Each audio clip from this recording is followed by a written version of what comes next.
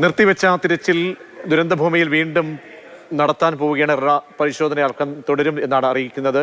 അങ്ങനെ നേരത്തെ ചില പ്രതിസന്ധികൾ മൂലം നേരത്തെ ലഭിച്ച ചില സിഗ്നൽ പ്രകാരമൊക്കെ ഉള്ള തിരച്ചിലുകളാണ് അതിവേഗം മുന്നോട്ട് പോയിരുന്നത്. പക്ഷേ അതിനൊന്നും മൂന്നാമത്തെ സിഗ്നൽ ലഭ്യമായില്ല. അതുകൊണ്ടാണ് വീണ്ടും ആ ഒരു തിരച്ചിൽ നിർത്തിവെച്ച് വീണ്ടും ആരംഭിക്കുന്ന ഒരു സാഹചര്യത്തിലേക്ക് എത്തിയത്. സാരംഗ് ചേരുന്നുണ്ട്. സാരംഗ്, എന്താണ് ഇതുമായി ബന്ധപ്പെട്ട് ഉദ്യോഗസ്ഥർ നൽകുന്ന വിവരങ്ങൾ?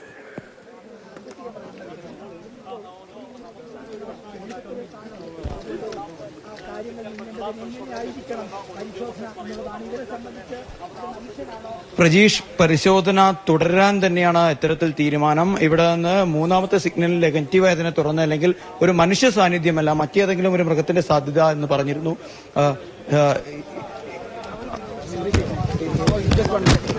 So what's right now? What's the decision? The rescue operation will continue. Why is that? Because we are getting some signals. That's the reason we are. Is it strong signals, sir? Yeah, it's a strong signal. So second time also we got signal. Yeah. That's why we are continuing. Yeah, we are continuing. So it's very difficult to continue. But how we have managed? Floodlights are being arranged, so we will continue. We need more equipments. No, only the JCBs will work out. With the, I think, manual manpower, we will break this particular. But I think that they are left right now. So No, they are coming back. we need light also. Floodlight also. The floodlights are being arranged. The army also coming back. Yeah, army is coming back. Okay, so why, sir? Any call from any direction from the top? Yeah. Why? Who? I don't know. You need to ask the collector. Yeah. Okay. So that's it. We are going to start. Yeah. Start the operation. We are focusing on that same area. Yeah, on the same area. So same building, same area. That's all.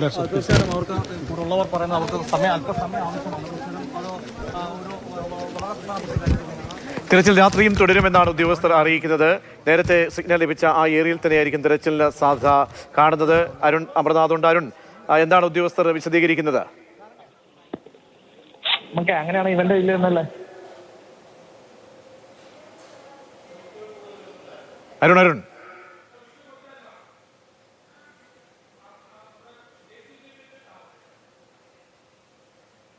അതോടൊപ്പം തന്നെ ഒരു നിർദ്ദേശവും ലഭിച്ചിരിക്കുന്നു എന്നാണ് പറയുന്നത്.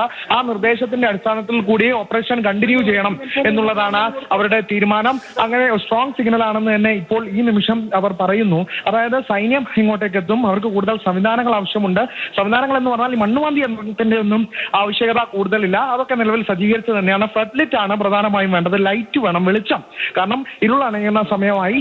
അപ്പോൾ രാത്രിയിലുള്ള തെരച്ചിലിന് വെളിച്ചം അനിവാര്യമാണ്. ലൈറ്റും സൈന്യവും തിരിച്ചെത്തും, യന്ത്രവും തിരിച്ചെത്തും. തിരച്ചിൽ തുടരുന്നു. സ്ട്രോങ് സിഗ്നൽ എന്ന് പറഞ്ഞ തിരച്ചിൽ തുടരുന്നു എന്നുള്ള വിവരം തന്നെയാണ് ഈ ശാസ്ത്രജ്ഞർ എന്തായാലും നമ്മളോട് ഇപ്പോൾ റഡാർ കേന്ദ്രീകരിച്ച് തിരച്ചിൽ നടത്തുന്ന സംഘം ഉദ്യോഗസ്ഥരും അതിലെ ശാസ്ത്രജ്ഞരും നമ്മളോട് ഇപ്പോൾ വ്യക്തമാക്കിയിരിക്കുന്നത്. പ്രജീഷ, അരുൺ, നേരത്തെ ലഭിച്ചപ്പോൾ ഒരു സിഗ്നൽ മൂന്നാമത്തെ സിഗ്നലാണ് പറഞ്ഞത്. പക്ഷേ അതിനുശേഷം വീണ്ടും ഒരു പരിശോധന നടത്തിയിരുന്നു. പിന്നീട് അങ്ങനെയുള്ള കൂടുതൽ സിഗ്നൽ ലഭ്യമായതാണോ ഈ തെരച്ചിലേക്ക് എത്താൻ രാത്രിയിലും ഒരു തെരച്ചിലേക്ക് എത്തുന്നത്?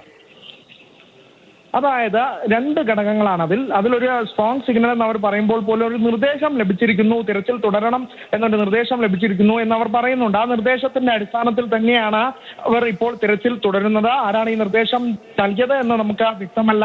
അപ്പോൾ അതിന്റെ അടിസ്ഥാനത്തിൽ അതിനുള്ള കാരണം അവർ സിഗ്നൽ ഡിറ്റക്ട് ചെയ്തിരുന്നു. അതായത് 2 മീറ്റർ താഴ്ചയിൽ വരെ ശ്വാസം ഡിറ്റക്ട് ചെയ്തിരുന്നു എന്നാണ് ബ്ലൂ സിഗ്നൽ പറയുന്നത്.